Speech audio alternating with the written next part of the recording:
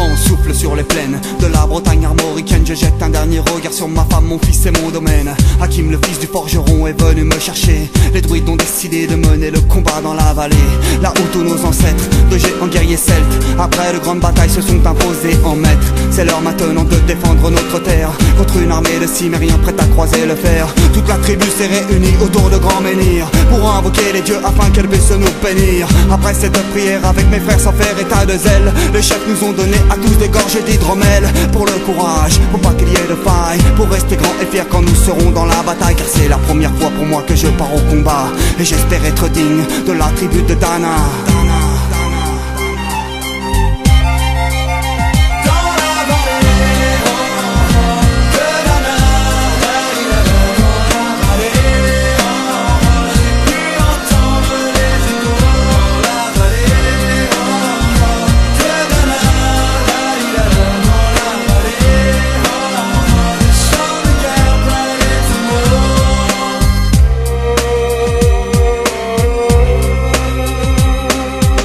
Quelques incantations de druides et de magie, toute la tribu, le glaive en main, courait vers l'ennemi. La lutte était terrible, je ne voyais que des ombres, tranchant l'ennemi qui revenait toujours en surnombre. Mes frères tombaient l'un après l'autre devant mon regard, sur le poids des âmes que possédaient tous ces barbares. Des lances, des haches et des épées dans le jardin d'Éden, qui écoulait du sang sur l'herbe verte de la plaine. Comme ces jours de peine où l'homme se traîne à la limite du règne, du mal et de la haine. Fallait-il continuer ce combat déjà perdu? Mais telle était la fierté de toute la tribu.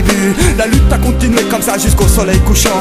De férocité extrême en plus d'acharnement, fallait défendre la terre de nos ancêtres enterrés là, et pour toutes les lois de la tribu de Dana.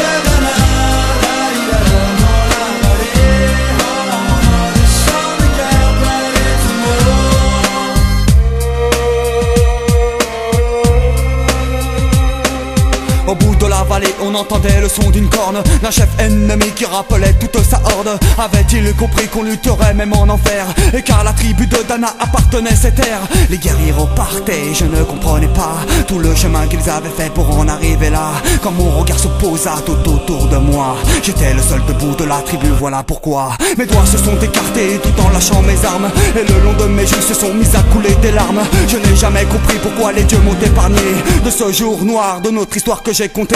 Le vent souffle toujours sur la Bretagne armoricaine, et j'ai rejoint ma femme, mon fils et mon domaine. J'ai tout reconstruit de mes mains pour en arriver là. Je suis devenu roi de la tribu de Dana.